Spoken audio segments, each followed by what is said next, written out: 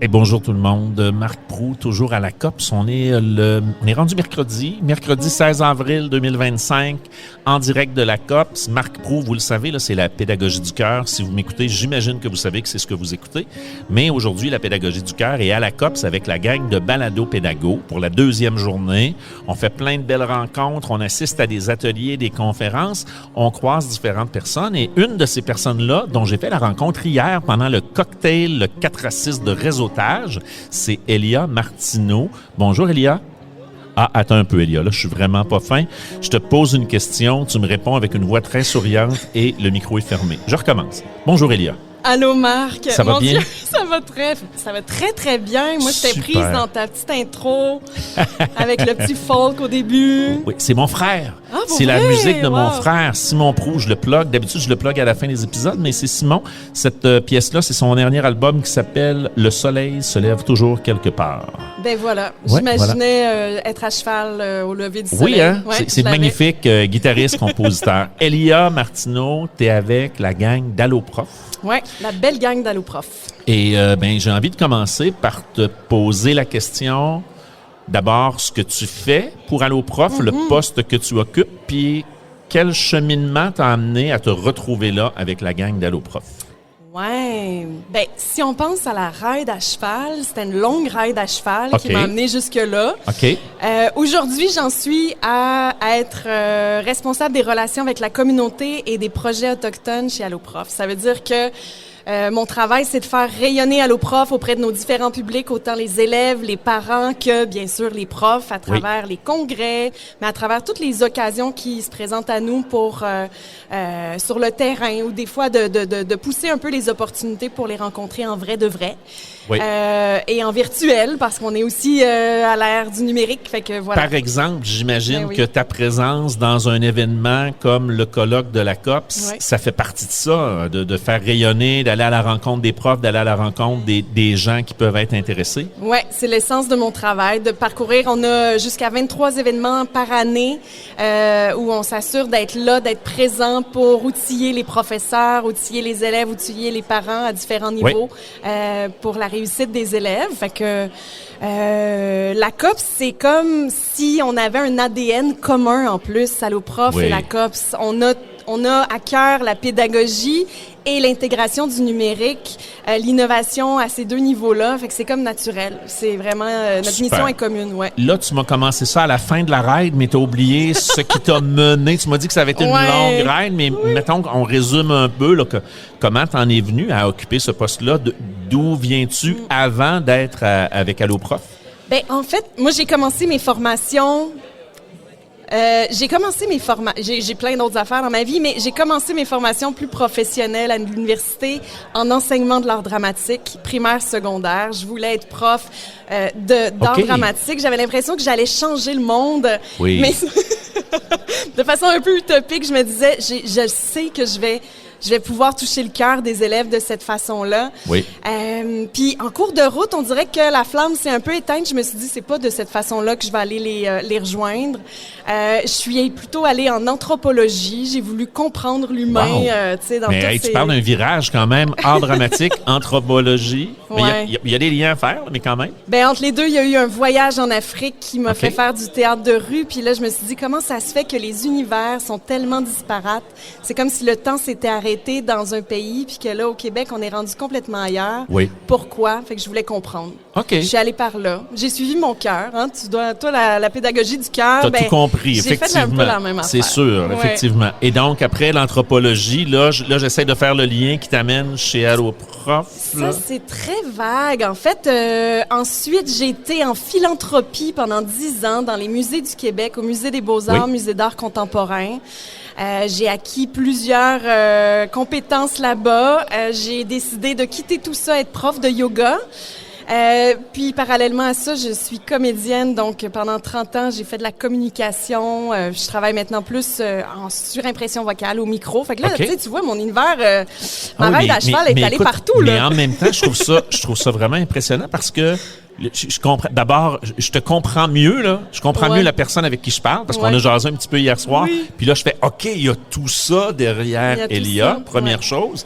Puis deuxième chose, c'est vraiment un bagage qui est riche et qui est très large. Donc, j'imagine que pour faire ce que tu fais avec la gang d'Alloprof, ben il y a plein de petites portes là dans ta tête qui peuvent servir. Là. Il y a plein d'éléments qui peuvent être utiles, qui peuvent être stimulés par ça, là, par cette tâche-là. En fait, je voulais revenir vers le milieu un peu plus professionnel. Puis j'ai vu une offre d'emploi chez Alloprof qui venait cocher toutes mes petites passions que j'avais accumulées au fil du temps, puis que je me disais, mais comment ça se fait que je pourrais pas les mettre à profit? Puis là, ben c'est comme si ça venait tout se rassembler dans ce poste-là.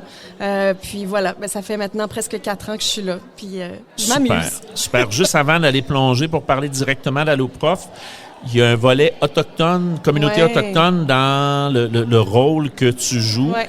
C'est une préoccupation qu'a Alloprof de rejoindre ces communautés-là, puis les profs qui travaillent avec eux autres? Oui, essentiellement les profs et les élèves. Moi, au moins 4 fois par année, si c'est pas même 6 fois, je pars sur le terrain dans différentes communautés autochtones qu'on chapeaute, les communautés Atikamekw, donc Obedjwan, Wemontashi, Manawan, mais aussi Mashteuiats, au Saguenay, la communauté Ilnou. Puis c'est d'aller faire connaître les ressources puis essayer de les outiller le plus possible pour les accompagner vers leur réussite scolaire. On est un maillon parmi plein de choses. On peut pas dire que on a révolutionné, mais je suis quand même heureuse de voir qu'il y a certaines communautés qui se prennent vraiment en main au niveau de l'éducation, puis que depuis le moment où on va parmi eux, ben on voit que les portes s'ouvrent. C'est vraiment impressionnant. Des choses qui s'installent. Ouais. C'est vraiment impressionnant. Puis moi, je le vois, ce changement-là. Quand j'ai commencé à aller donner des formations dans les écoles, la première gang qui m'a invité, c'est la gang de Itoum Éducation dans la région de Sept-Îles. J'étais allé à l'école Manikanetish. Puis j'étais allé donner des ateliers là. C'est les premiers qui m'ont dit « Hey, on aimerait ça que tu viennes nous parler ». Et je suis allé donner des ateliers là aux profs, parler avec les gens, tout ça. Ils m'ont fait revenir 2 ans après. Et là, on est 7 ans, 8 ans après ce moment-là. Je donne des ateliers ici. Puis je me rends compte que j'ai des gens des communautés autochtones d'un peu partout. Ben oui. Hier, là, j'avais à peu près une 30aine de personnes dans mon atelier, puis c'était presque une personne sur 3 qui travaillait ou qui était issue de ces communautés-là. Je trouve merveilleux. Ça génial qu'ils soient avec nous autres, qui viennent réfléchir avec nous autres à comment on fait les affaires, pas juste pour apprendre comment nous autres on le fait, mais qu'ils soient là pour qu'on en parle ensemble, puis qu'on voit comment on fait ça, comment on peut réfléchir à ça. Ah, puis au cœur même des communautés, ils réfléchissent beaucoup, puis ils sont même très avancés dans l'intégration du numérique. Eux autres, avec la pandémie, ils ont été outillés de toutes les tablettes, tous les laptops. Chaque élève a souvent son outil pédagogique, ce qu'on n'a même pas dans toutes les régions du Québec. Mais ils ont ça, ils cherchent un peu à comprendre comment est-ce qu'on peut les utiliser maintenant, là, tu sais. Fait que, oui, moi, c'est un coup de cœur. Les communautés autochtones, j'irais plus souvent. Alors, coup de cœur partagé. Merveilleux. Alors maintenant, parlons d'Alloprof, là, parce que, comme je le dis tout le temps, les gens qui m'écoutent, les gens qui écoutent sur Balado Pédago, sur la pédagogie du cœur, la plupart, c'est des profs, là. C'est les profs du primaire, les profs du secondaire, des conseillers pédagogiques, des directions, mais c'est des gens qui se soucient d'éducation. J'ai envie de te laisser nous présenter qu'est-ce qu'Alloprof. Bien sûr, là, moi, je le sais beaucoup, j'utilise beaucoup Alloprof, mais pour quelqu'un là qui se dirait « Ouais, c'est vrai, j'ai entendu parler d'Alloprof », tu sais, il y a des gens qui ont encore en tête qu'Alloprof, c'est juste la patente qui permet de répondre aux questions des élèves le soir au téléphone, là. Mais c'est plus ça, là. Ça, c'était ce qu'on était au tout début, mais ça fait 30 ans. Mais oui, mais vraiment... Je pense qu'il y a encore quelques personnes, elles doivent commencer à être rares là, parce qu'on a vu évoluer vos outils.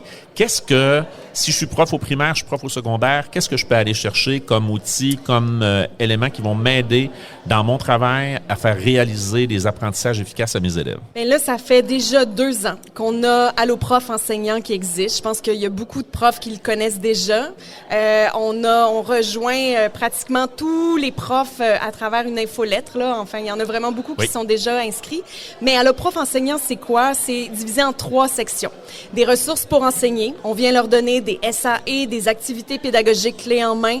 On vient leur donner aussi de l'inspiration sur les stratégies d'enseignement qui font leur preuve en ce moment. On pense à la différenciation pédagogique, à l'enseignement explicite, à la classe inversée. Enfin, il y a toutes sortes d'idées comme ça qui sont...